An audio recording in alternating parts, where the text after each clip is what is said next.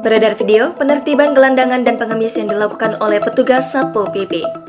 Video tersebut beredar luas di media sosial maupun WhatsApp grup pada Selasa 5 Juli lalu.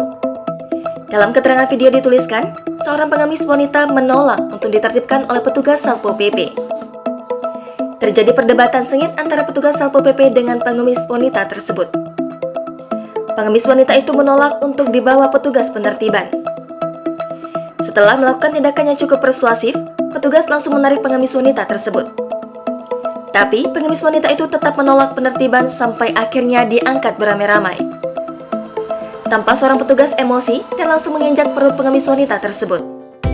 Peristiwa itu terjadi di Simpang Waspada, Kota Medan.